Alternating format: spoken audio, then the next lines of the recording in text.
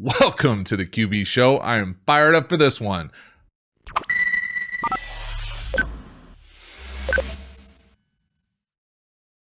Cam James, I think I got a question of yours. Hold on, let me see.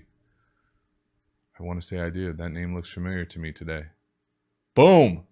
Cam, starting quarterback? Question. What are some things you do to build arm strength? What were game days like for you? Boom. Good question. I'm going to answer the first one, not necessarily the second one, because the second one is probably going to be a video for the whole channel here pretty soon. Once I get out of this college college kind of lane that I'm in, having so much fun doing all the analysis videos for the draft. What are some things to do to build arm strength? So, not the easiest question for a handful of different reasons. Yes, there are certainly things you can do to build arm strength. For me, they're probably a little bit counterintuitive to what most people would say. What I mean by that is you're not going to go lift arms. You know what I mean? Like more curls is not necessarily going to make you a better thrower or throw it harder or build up a lot more arm strength. Now, it probably won't hurt. You're not, that type of thing. I think comprehensive lifting, what I mean by that is diving into a strength program, doing all the Olympic explosive lifts, absolutely will make you a better thrower, will make you more powerful, more explosive, more athletic, more dynamic, more twitchy. But to me, it's a combination of that, diet, nutrition, strength, conditioning, all those things at a really high level. But then you got to go throw a lot. And you can't just be throwing, against a wall. I actually saw a video. I saw this football. That was like 2/3 of football. And the other one is like saw it off. So you could throw it against a wall. And I was like, I actually tell our quarterbacks we do a drill where we lay down to throw. But it's really specific to one specific thing. But when I'm talking about throwing to build arm strength, I'm talking about you need to get in front of someone who can give you real constructive feedback and go throw and do it consistently, and then take what this person says, your coach, and go apply it for a while and then come back and get reevaluated. It's really hard to get a lot better just on your own. Now, I know that's very convenient, right? There's a lot of quarterback gurus out there that are more than willing to take your money. But for me, it's just hard to do it on your own.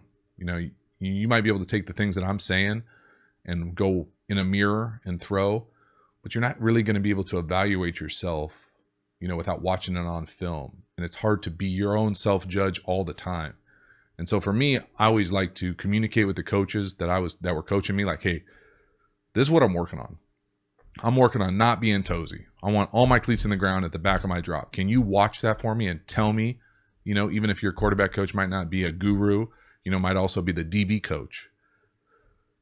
Can you tell me if I'm doing this? Can we watch the film together and you evaluate me? And so that combination of constructive feedback, really critical discipline feedback, with diving into a strength and conditioning program and really diving into the explosive exercises, not just, doing leg press.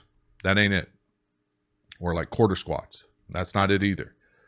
It's about being comprehensive explosive lifts, nutrition, diet, and then you got to throw. And then you got to get feedback, and you got to apply the feedback and get better and better. And within that, then there's all sorts of super detailed stuff when you talk about timing and sequencing and maximizing efficiency that is probably beyond the scope of what I can do on a live stream. But it's not just one thing. Don't think like, hey, I got to get some dumbbells and do get a 5-pound dumbbell and do my throwing motion. Like, that's not it either. It's all those things. It's many things. And so unfortunately, there's not like a cookie cutter response for you that I feel like, hey, if you do these 3 things, you'll be fine. It's not like that. In fact, I get really nervous about any type of list literature is what I like to call it. That stuff is usually half bullshit anyway. And so to me, it's about trying to figure out exactly where you're at, get a snapshot of where you're at, try to get a picture where you want to go, dive into strength conditioning, dive in to find someone that can give you some real, authentic, honest feedback in real time, like on the field and both in the film and in the classroom. That's the thing that I think separates really good coaches from just whatever coaches. Anybody can watch a film and say, hey, bro, stop spinning the ball. Well, how come you never told me to stop spinning the ball in the field? Like, what are you watching? I need some real-time feedback. That's what I think, really separates some coaches from being able to be in the moment game coaches, people who can adapt, make adjustments, those type of things. But again, when it comes back to arm strength, it's not one thing. You got to do all those things, keep doing them, and then look up in like 5 years and see where you're at. So great question, Cam. Appreciate the support for the channel.